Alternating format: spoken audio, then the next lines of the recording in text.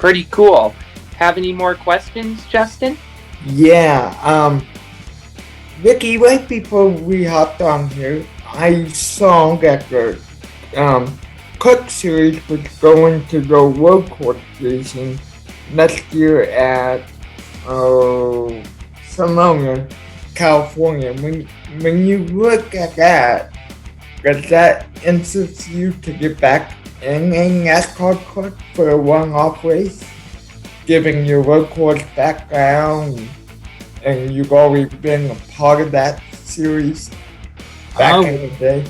Yeah, I would love to go do it again, especially on a road course, but to do it competitively and stuff like that is very difficult financially, and having the right team available and stuff like that, especially on a part-time basis, that it kind of prevents me from exploring those options because of the cost and wanting to run competitive.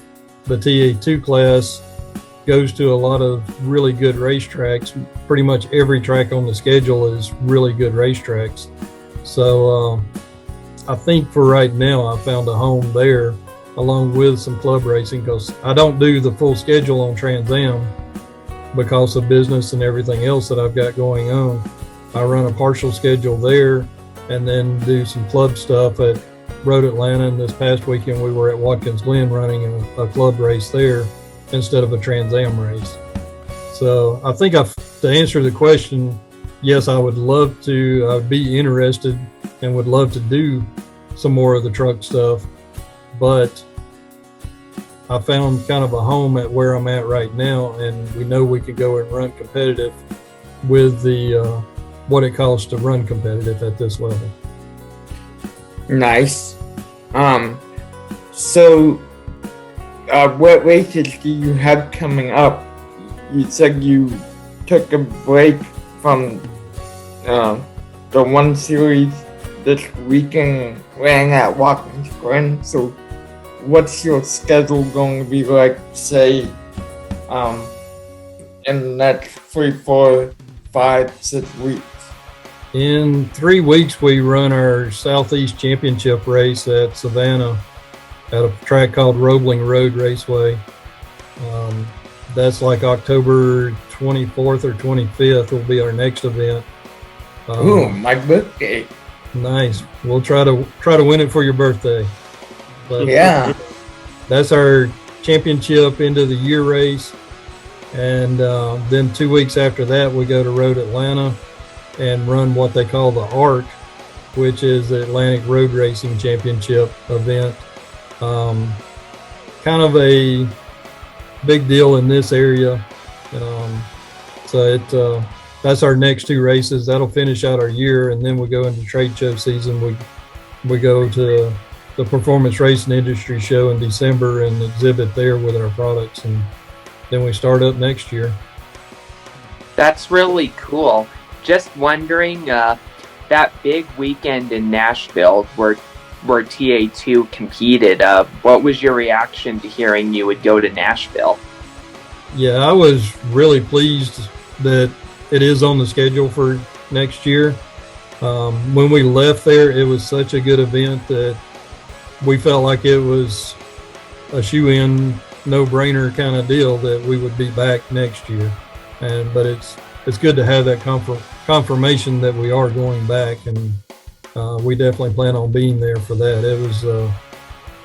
There was a couple little things that I think will be tremendously better next year, and I think the track will be a little bit. The track was not anything to complain about, but it did have some really tight areas that you couldn't really race in. You just had to go through that area and then start racing again. And I think they'll make some adjustments on that kind of stuff. The paddock layout and all that turned out really good. We're leading up to the event. It was such an unknown that there was some trying to figure out where everybody was going to fit in that small of an area.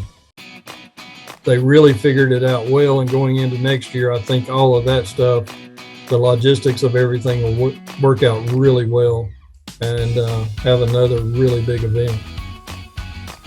Where were the toughest turns on that track? Pretty much in my mind was the downtown area. There wasn't really a real bad corner. It's just the downtown area. We were 35, 40 miles an hour through that area, and it was so tight that you was just follow the leader through that deal. It wasn't that it was such a tough corner. It was just so tight that you had to go slow through it. So if there was one thing that I would change about the track is opening that area up just to make it more raceable. That's a fair opinion. How'd your race turn out that day, if you can remember? Which you can, obviously, but you know what I mean. Yeah, I felt like we had a really good day. I'd only run a couple of Trans Am races this year, so getting back in with those guys and being able to run with them, we got very limited practice to get used to everything. I started somewhere, I don't know exactly where I started, 20-something, 23rd, 24th. We wound up finishing 16th without putting a scratch on the car, so I felt really good about that. We had some good races going on in our area, and we certainly weren't racing for the lead, but we still had a decent race and a decent outcome. Good to hear. So what's truck racing like?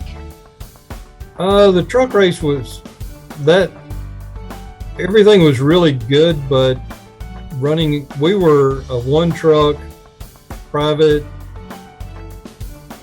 one small operation, really small operation. And to compete against somebody like Roush or Hendricks or Gibbs that were in the truck series at that time,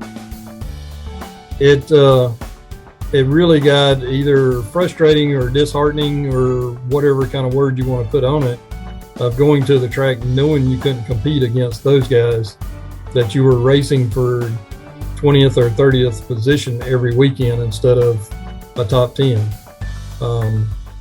But I don't regret having gone there and having the experience of being there. And, we've raced everywhere from Daytona to California and pretty much everywhere in between. So it was a really cool experience, but at the end of the deal, it was really frustrating knowing you're going to the racetrack and you weren't really racing. You were just out there making laps. We were never like a start and park team, but we were, for lack of a better term, a field filler team, just out there making laps instead of really racing. So that's why I decided to go back to short track stuff and then road racing, where we could actually race and compete. And that's what it's all about to us. It's not about just showing up at the racetrack making laps. So looking at your road course racing, do you feel like your road course racing is where you want it to be going into this last half of your schedule this year into 22? I feel really good about the next couple of races. And then I was on the phone earlier today with my engine builder, and after those two races, we're going to pull the engine, do some updates and upgrades, and pretty much get everything ready for next year. Again, we're going to run a limited schedule. I've got at least 6 of the Trans Am races highlighted that I plan on running, and we'll kind of take it from there and see what we can do, and try to do those 6 races right instead of trying to spread out the funds over the whole season. Plus, the time away from the office really gets costly. But I've got to take care of business to be able to go play. So it looks like we'll run 6, possibly 7 races with Trans Am next year, and a few club races locally. Awesome. That's really cool to hear, man. Have you ever intentionally wrecked someone, or has anyone wrecked you intentionally, or no? From the short track days, yes, pretty much. On both of those. It's really hard to say, and you usually regret it afterwards. But I can remember a couple instances where I turned a guy, or I got turned, just retaliation or getting back, and that's definitely in the younger days. And we try to keep our emotions in check nowadays, and there's so much more that can happen when retaliation goes on. But in the heat of the moment, and I'm not justifying it, but in the heat of the moment, and the passion for the sport, and somebody takes you out, and then you go back and take them out, whether they did it intentionally or accident to start with, and you take them out, but that doesn't help anybody in the long run. So, but yeah, to answer the question honestly, yes, I have turned or wrecked somebody else, not bad wreck, but turned somebody, and I've certainly been turned where I feel sure that it was intentional instead of just somebody got in the corner too deep. But that goes back to short track racing, and the stakes are still high, but we're not talking about some of the 150 plus mile an hour stuff that we're doing. So it still doesn't justify it, but at the same time, it's not like turning somebody going in the corner at Michigan where you're running 200 on the entry, and the stakes are a lot higher at that speed. Or doing it blatantly like Kenseth and Logano at Martinsville, I was just going to point that out. Have you ever been in any fights in your racing career? No, not really. There's been some heated discussions, but no real fist thrown kind of deals or anything like that. And again, that goes back to short track days, not NASCAR days or the road racing stuff, of course. And emotions are kept a little better in check on that kind of deal than in the short track Saturday night racing kind of deal. So let me ask you this. So your crystal ball, how long do you see yourself racing? I mean, before you get to say, you know what, I've had a great career, I should hang it up. Has that ever crossed your mind? Yeah, I'm 55 now, so yes, I definitely think about that regularly. I feel like I've got another 5 years at the level that I'm at right now and can still be competitive. And I don't see at my age, I think my NASCAR, my professional circle track career is certainly over. But the Trans Am Series is a professional series, so at that level, I feel like I've got another 5 years or so that I can do that and do it competitively. Yeah. Awesome. That's good to hear. And what does the rest of your career look like, you think? Like, what do you hope to achieve? At this point, achieve to have fun. So, yeah, we want to win races and stuff like that. The TA2 class is very competitive at the top end of it. The top 5-6 guys running most of the races. Realistically, it'll be difficult to think that we can run in the top 5 with those guys. But if we can run in the top 10 in the TA2 class, I think that's kind of our goal, is to be consistently a top 10 team in the TA2 class. And at this point, I don't really see me running any other series. If somebody invited me to come do something else, I would certainly look at it. But at this point, again, at 55 years old, I'm wanting to have fun and just enjoy racing and going to cool racetracks like Watkins Glen, Road America, Laguna Seca, Road Atlanta here in our backyard, and just going and having a good time. That's really cool. So yeah, that's really cool that you're now looking forward to a great rest of your career. So, you have any final questions, Justin? Yeah. So, where you say, in your opinion, what class do you currently race on that gives you the most difficulty? What class is the most No, difficult? what class? What race What class track? do you go Yeah, to that? it's really hard to define the hardest track as, and as far as road courses go, there's definitely some that I don't care for. The New Jersey racetrack, New Jersey Motorsport Park, not to knock them at all. It's just not a track that I really agreed with. But like Watkins Glen this weekend is one of my favorite tracks that we went to.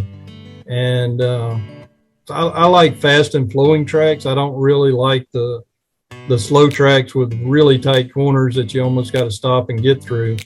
So if there was a definition of a racetrack that I didn't like, it would be a slow, twisty, tight cornered type track. That's very interesting to say that. Yeah, it is for sure. What's your favorite road course of all time if you had to pick one? Definitely Watkins Glen, and mainly because the whole track is fast and flowing. The Road Atlanta would be second to that, and Road Atlanta kind of gets knocked down a little bit because it's our home track and we're kind of spoiled and we get to run there so often, 4 or 5 times a year, where we get to go to Watkins Glen once a year or every other year because of the logistics involved. But a lot of people tell me that I'll love Canada if I like Watkins Glen, but I haven't made it to Canadian Tire Motorsport Park there in Canada. With the COVID situation, we were planning on going. With COVID, we hadn't been able to go across the border and race up there as of yet, but I'm looking forward to going there. Laguna Seca, I have not been out west, so next year we plan on going to the doubleheader between Laguna and Sonoma with the Trans Am series. So I'm really looking forward to that, and go out west, make a couple of races, and enjoy our time out there, and be able to get a couple more bucket list tracks on the list that really seem like fun racetracks. Pretty cool. So yeah, we're running short on time at the moment, but yeah, we really appreciate you coming onto the show. I really appreciate y'all having me and really enjoyed it.